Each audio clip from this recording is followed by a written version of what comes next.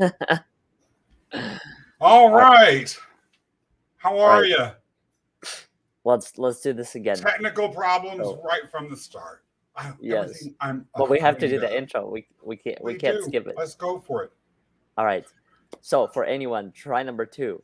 Welcome back to another episode of Just Just a a Squirrel squirrel look Looking for a for a Nut, nut, trying trying to to get get out of out of this this rut. rut. Hey, Not bad. that was pretty doggone good. And after Yes. 2 years, we better have had it together. Let's talk for a minute about our theme for the night. Let's do it. A story we've talked about before on this show is that of Pandora. Mm-hmm. In the golden age of humanity, the gods decided to punish humans for tricking them. Humans were at the behest of another one of the gods, putting all sorts of nice dressings on their offerings that made the scent of the burnt offerings that the gods were smelling look delicious. But when the gods would actually look down and try and consume the food, they would see that it was mostly just fat and bones. They were Mm-hmm. ticked off that the humans were eating all the meat. So they sent the world's first female, someone named Pandora, down to Earth with a jar. And they told her, don't open that jar no matter what you do. Mm. Now, she didn't know what was in that jar. Perhaps she was afraid. The unknown could have been good, or it could have been full of all sorts of horrors. So she ultimately decided to listen to the gods, but then broke down and opened that box. And out of that box came everything that is horrible in the world: disease, plague, animosity, old age, irritation, floods, catastrophes, Mm-hmm. storms, everything except hope.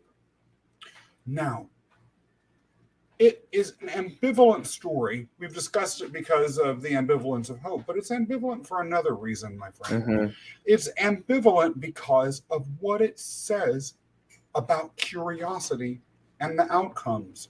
Although the horrors that Pandora's box unleashed into the universe have caused us suffering and toil ever since, they also fundamentally define who and what we are as human beings. The Mm-hmm. struggles have been what ultimately has put us in a position where we've been able to create great things and innovate and all of and build everything from magnificent buildings to cure diseases. So is curiosity something that ultimately conquered the fear that Pandora and humanity might have had, or was it something that fear just got swept aside by? What are your thoughts? So I don't know if it necessarily conquers the fear or eliminates it to begin with. I think if anything, it shines a light onto it and it allows an opportunity to assess and better understand what those fears are. So as you and I discussed however many days ago, I've been working on trying to better understand how my own curiosity has played a role in identifying the different fears and ultimately quote unquote overcoming them. And really what I mean by that is developing a different relationship with those fears. Right. And what I've discovered through my own journey is that through curiosity, I've been able to better assess and understand what those fears are by choosing to be curious and really understanding what are those fears and what have the stories that I told around those fears and how have I dealt with them individually has also opened up a variety of other options and perspectives. There's an interesting book I'm reading right now called The Psychology of Money. And in that book, the author claims that the most valuable currency in today's day and age is more control over your time and more control over your options. Yeah, yeah. The second component in particular, the options, I believe it comes from curiosity.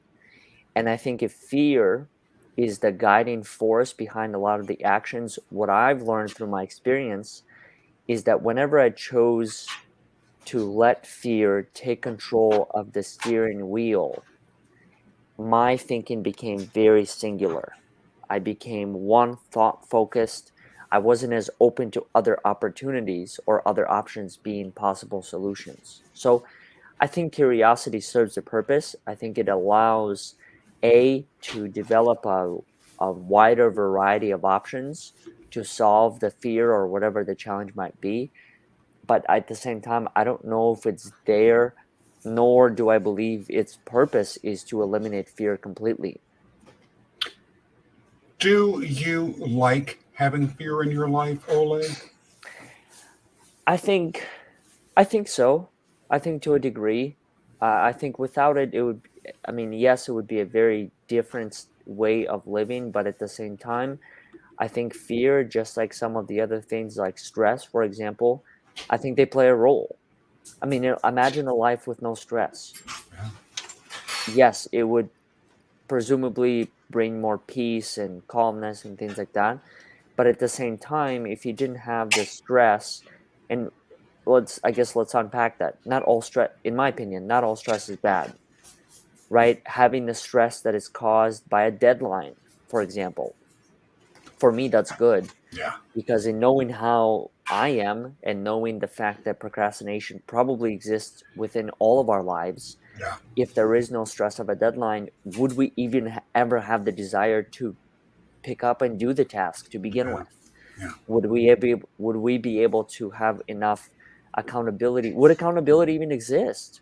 Yeah. That's the ultimate question, right?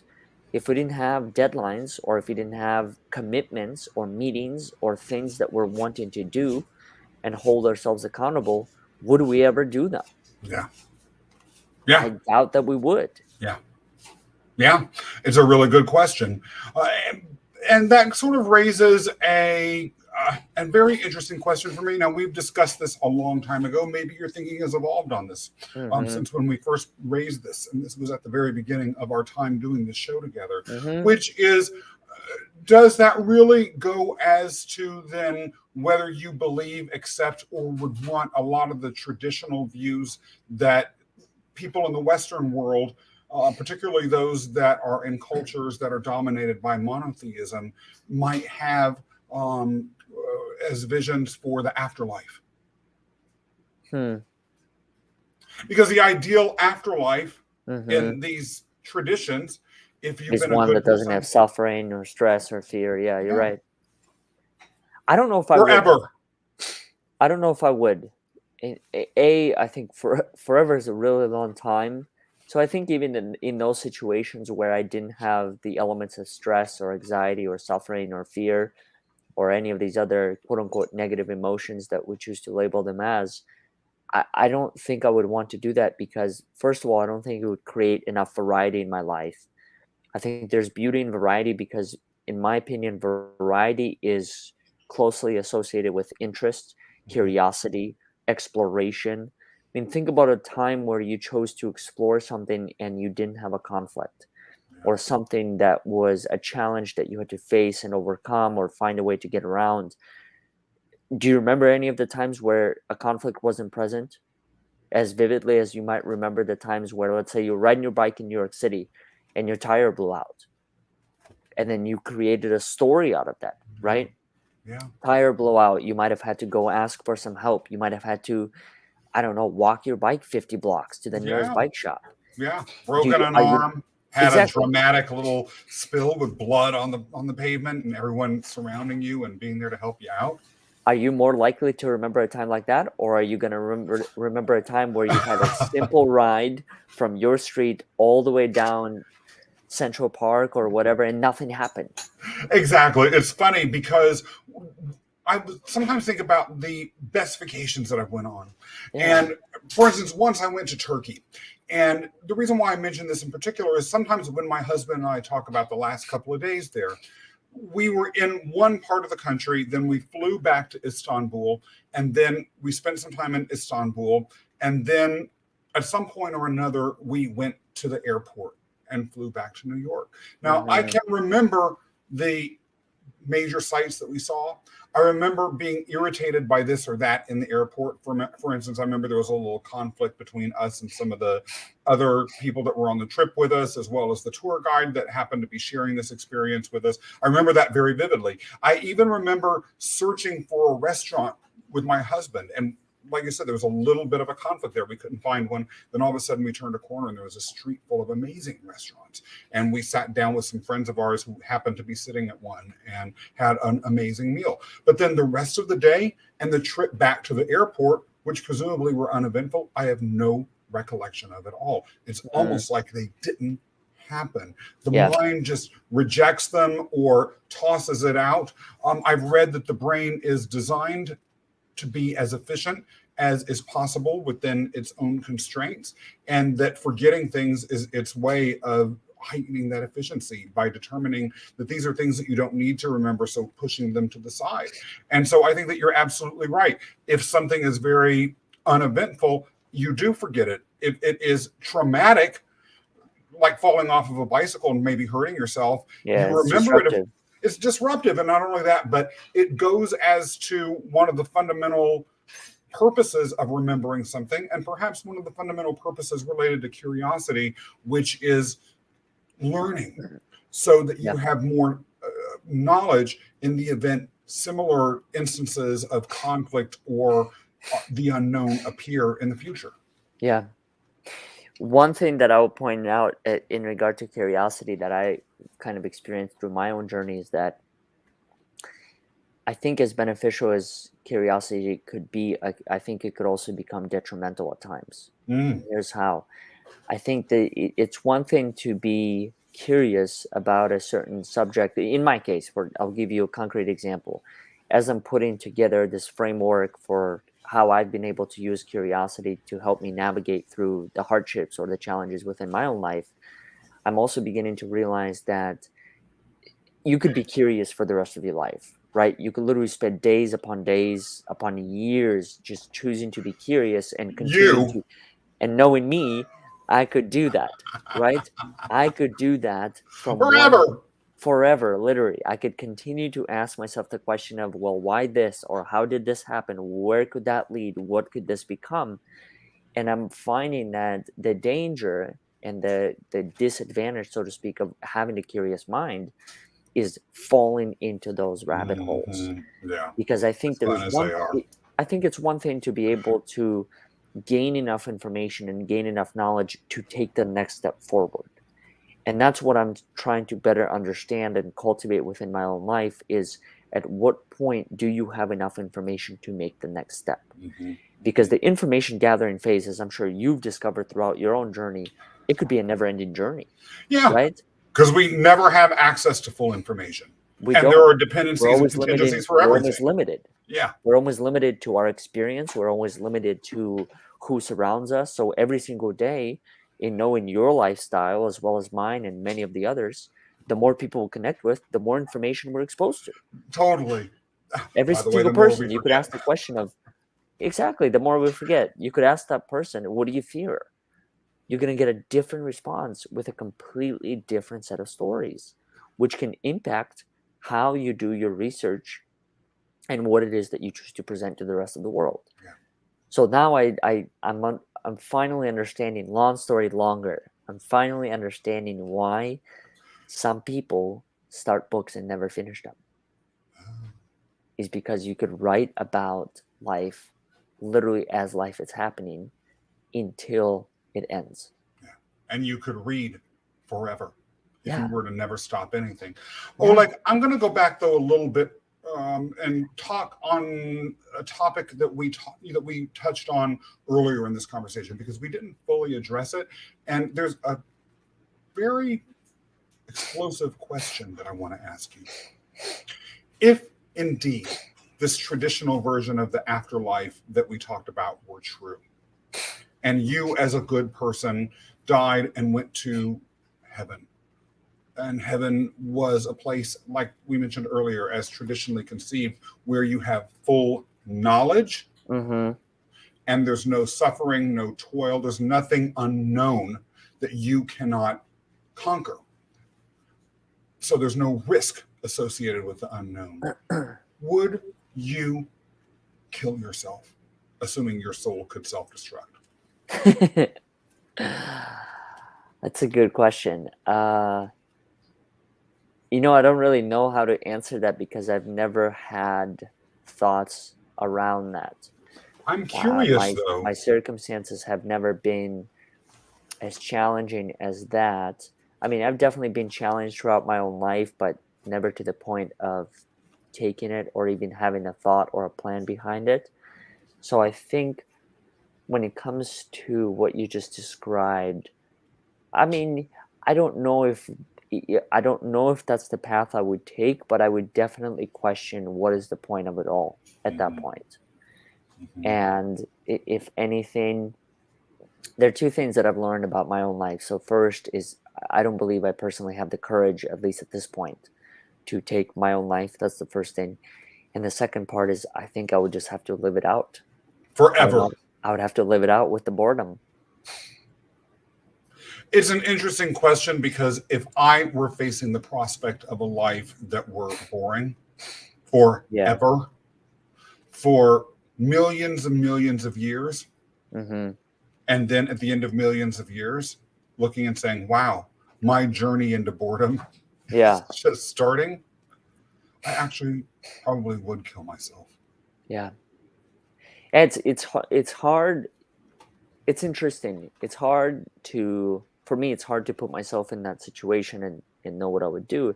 It's interesting because I'm thinking about all of the different people I have met on Earth to this point that want to end suffering, right? In whatever the degree. And the more that we speak about this, like, yes, there are certain elements of suffering that I don't personally advocate for, Mhm, but then there are certain elements of suffering I do advocate for. mhm, I, in full transparency, I'm not a huge believer of a handout.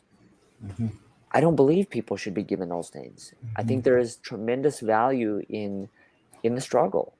I mhm. think there's tremendous value in, as I was texting you the other day, having been action oriented or action biased for so many years, this is a new challenge for me to be Mhm. able to actually commit to the process, continue to reflect, continue to refine before presenting it to the world, so to speak. So part of that suffering and struggle I enjoy. Now, maybe outside of it, if it's, let's say, if it's suffering that's not due to your own choice, maybe those are the things that should be eliminated to a degree. Were you afraid Hmm. before this recent, in the interest of full transparency for anyone who may be watching or listening down the road, not completely aware of what some of the things you just said? You and I recently had a discussion in which we discussed the importance of not giving in to the tendency that many people, and I have this tendency as well, to Yeah. just act, but to learn to sit and think and deliberate and be intentional and marinate over an idea or an action Yes. or a proposal before leaping into it, particularly if that thing is highly consequential. Yeah. And I understand what you just implicated a few minutes ago, which is that that is for you doing that extended period of deliberation or marination is something that you experience as suffering because you're really not able to move forward with Yeah. something that you want to move forward. Let me ask you this. Is that period something, and you're at the beginning of it right now, with Hmm. regards to a very specific question that's outstanding in your life, and we don't need to go into what that is unless you want to. Right. But are you, being at the very beginning of that, are you afraid of that period? I'm not afraid. I think it's just a different level of comfort I am working towards. Mm, So I'll give you an example. When I work on something like this, I've never really had to work extensively at something like this before I was able to put it out there and kind of build upon it. So that's the model I've always followed. When I first started speaking, first I defined the topic, and then from there I just started to share experiences and then kind of was able to build it upon that. Now I'm also understanding that this particular stage, it's a slightly different journey. It's a slightly different journey because I believe that I'm at a point in my life as far as understanding, age, experience, education, all these other things, where now I could actually take on a research project like this, hmm something that could actually become a project not only for the next year to 5 years, but maybe 10 to 20 years. Yeah, a life Right? work for you. A life Actually. work. Exactly. So that's where I'm thinking that there's more of a, it's not pressure, but it's just a completely different entry point Yeah. than the previous one. Yeah. Yeah. I think the previous ones, I was actually even thinking about this the other day when I was walking Caleb. I had to go through these things. I had to go through those things in order to get here. Had one of those things not happen, I might not be here. So now I'm trying not to rush it. I'm really trying to think through this. I'm not trying to, quote unquote, half-ass it and just put it out there and start pitching it as a way to speak on stages and things like that, but really try and develop it and flush it out. Like, Right. what is the role of curiosity in adversity? What additional angles can I develop from there?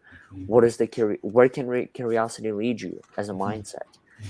Is there a connection between curiosity and, you mentioned, prejudice, discrimination, diversity?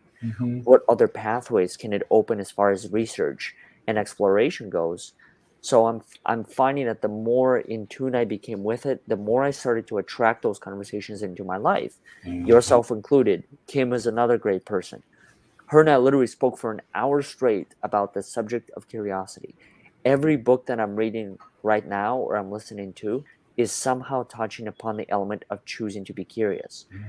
The one right now, Psychology of Money, it's all about how can you become more curious about your current behavior around money, spending, saving, investing, all these elements, and what ultimately you're building moving forward. So I think I'm not necessarily afraid of this next step. I'm curious of what will unfold. But part of it, that I guess the dilemma within that is nobody waits for you.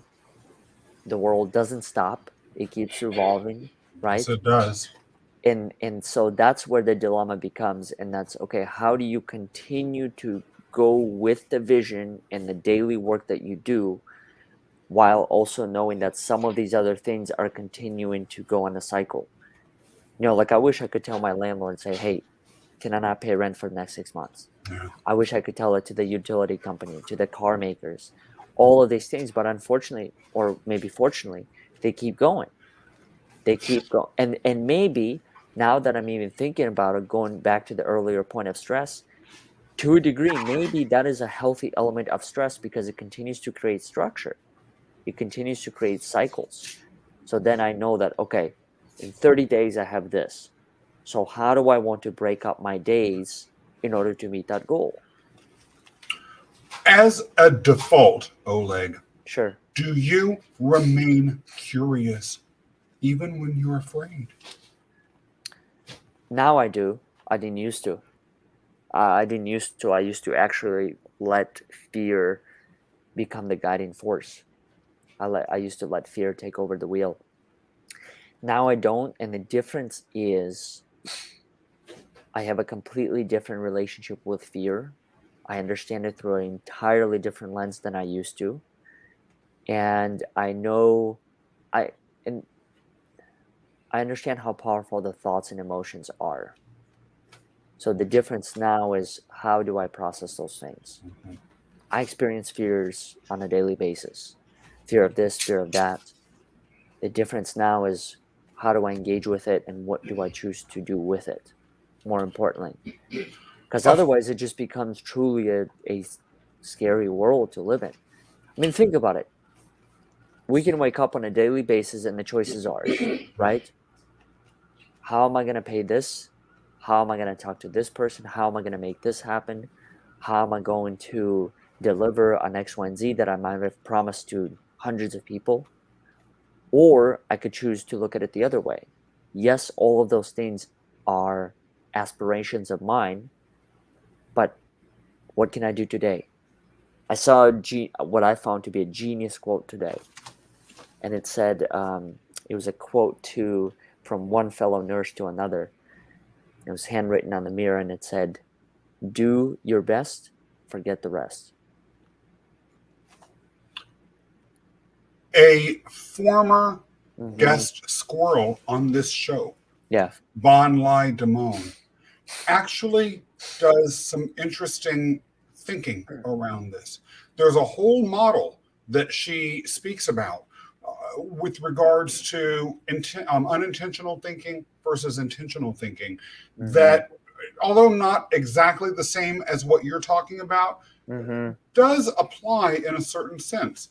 Really, what she urges that people do is when they're sort of beginning to get themselves caught in a fear based reactive sort of state, create a gap in Yeah. their thinking.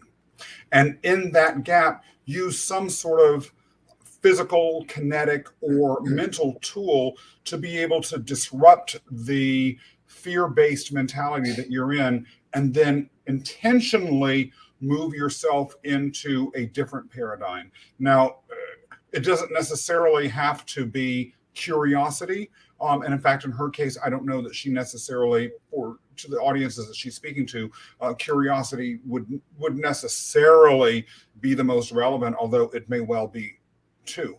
But applied to what you're talking about, disrupting the state of thinking that one is in that might be governed by fear, Mm-hmm. and then having some sort of internal tool that allows you to move into a place of curiosity.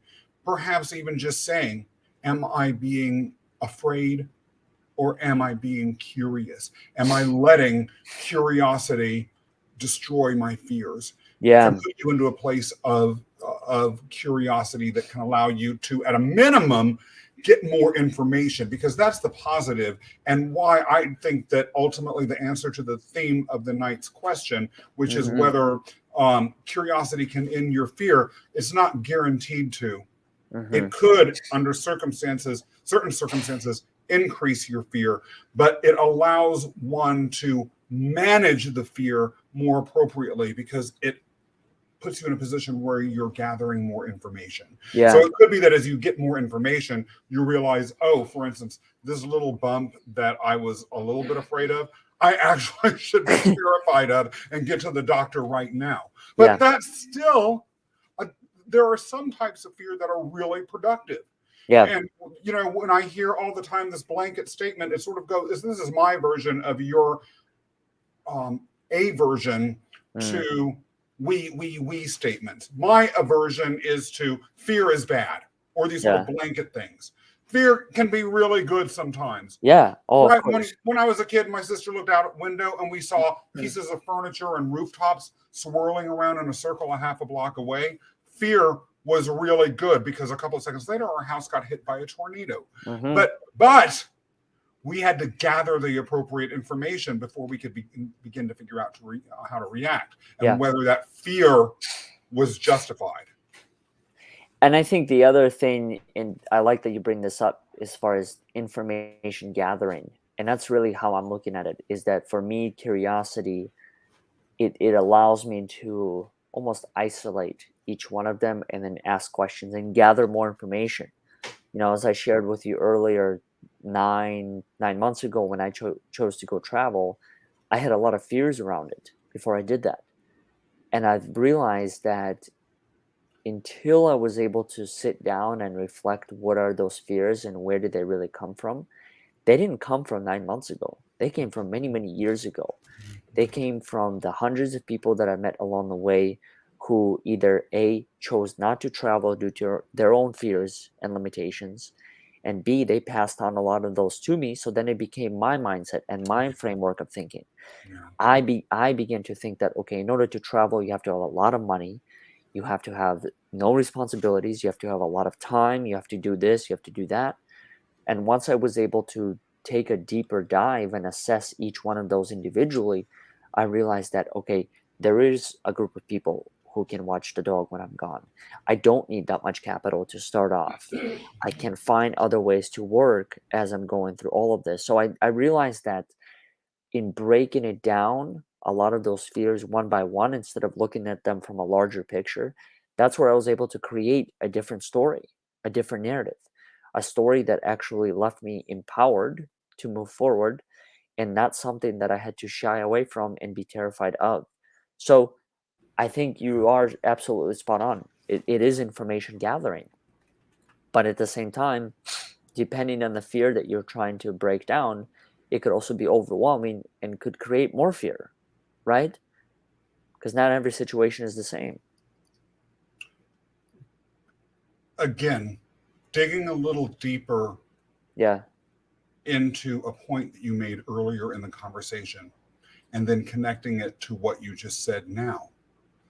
When you were some time ago essentially discussing analysis paralysis due to Yes. excessive curiosity, how do you learn to discern the data that your curiosity allows you to gather? It's a really good question. I think it probably has to do with something with alignment.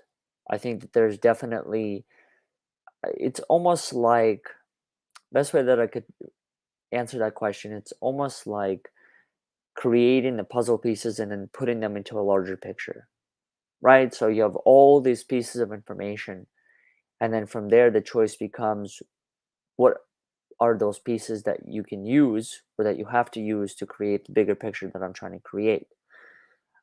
In choosing to be curious, what I found is that out of any given challenge, there could be thousands of options as far as solutions go.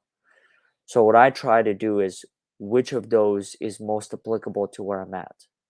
Which of those can I actually act upon and make happen? Or do I have the resources to do? If I'm trying to find, I don't know, let's pick a problem. Let's say the problem is I don't have a networking group that I feel fully connected to. And I know this is something, a challenge of yours as well, that you've shared with me. And so the solution then becomes, okay, who do I need to connect with, or who can help me create that feeling that now I'm a part of an accountability group where people can hold me accountable to my goals, to my actions, but also it's not just a one-on-one, but maybe there's one other person. So that way we can have three different perspectives instead of one where the person might fully agree with you because they don't want to disrespect you or make you feel that you're not heard. So there's a complete, I think there's value in having more than two. So this is still an ongoing challenge I'm trying to find. How I chose to do this is I identified that as a challenge. So the challenge is there's no group that I've been able to find that I could fully connect with, that can hold me accountable, that can help me move forward with some of these things. By choosing to be curious, I then started to explore what are the options available. And then I started to break down that one of the options is connecting with some of the people that I'm already connected with and asking them, where do you go? Who do you network with? Right. What do you do that helps you meet X, Y, and Z objectives in your life? Then they would introduce me to other options. They would introduce me to other groups. So then I'm exposed to another form of information gathering. So how do I make the ultimate choice? I think it has to, at least in my opinion, it has to align with the bigger purpose. Does it make sense with my why, so to speak? And if it doesn't, then it doesn't. There are plenty of groups. There's one group that you and I in particular have in common that we were a part of, Yeah. not any longer, Yeah. that even though it served a purpose, it did not align with me Yeah. based on how it was presented, how you had to pitch yourself, Yeah. and how you essentially generated business. Yeah. So Yeah. that is where I think having a sense of purpose can really go a long way, Yeah. because then it's almost like you have an internal understanding that, okay, this style makes sense to me, Right. therefore I'm willing to invest my time and energy into, Right. and this one doesn't. Right. But both are viable options because both can solve the problem that you have at hand. Do you ever wish you weren't curious? Sometimes I wish I I weren't. And I I am do. curious. Maybe not as curious as you, but not everyone can be you in every way, Oleg. How Really would you can't. describe my curiosity? Because it's hard for me to see that, obviously. Fundamental, deep, and never stopping. And I would say that it is, and this will however this comes off, it's not going to come off the way I meant it. So Sure. anyone listening or watching, and you personally, just be very, very Of aware of course, that. of course. There's a bottomlessness to it that is both powerful, but I think that you're right. Your self-awareness was that it could end up being paralyzing, or not paralyzing, but to take you down rabbit holes that if you didn't have the ability to put containers around them, it could literally end up swallowing your whole world. But I think that part of that is driven by an extremely high intellect, Mhm. as well as the ability to, which to me is rare, perhaps higher in you than anyone that I've ever met before, Mm. to see gaps in the assumptions that we make around the world that we live in, that Mhm. are the spaces where curiosity and exploration can really.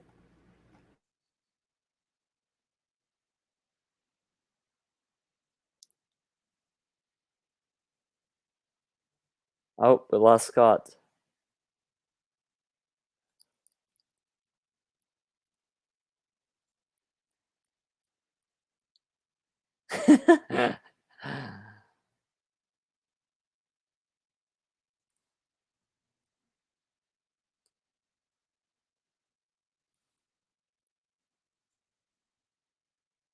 Kim, welcome. Scott had some technical difficulties, so he is going to be joining us here in a second. Left us with quite the clip. He left us with quite the cliffhanger too.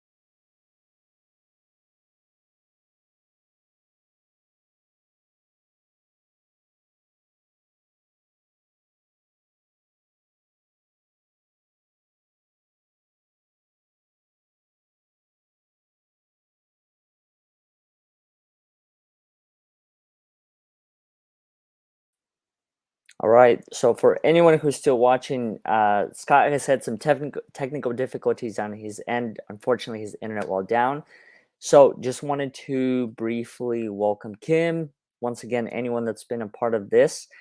And with that said, we're going to be ending this a little bit earlier. But before we do so, I just wanted to make a quick announcement regarding our sponsor, and that's Spectrum Designs Foundation, based out of New Jersey. This is a company that we've been very fortunate to be sponsored by and have a working relationship with. Patrick Bardsley actually was a guest on this show many, many weeks ago, discussing, I believe it was the topic of adversity and labels and how different people are viewed. So just wanted to quickly introduce them and show you a little bit more about who they are.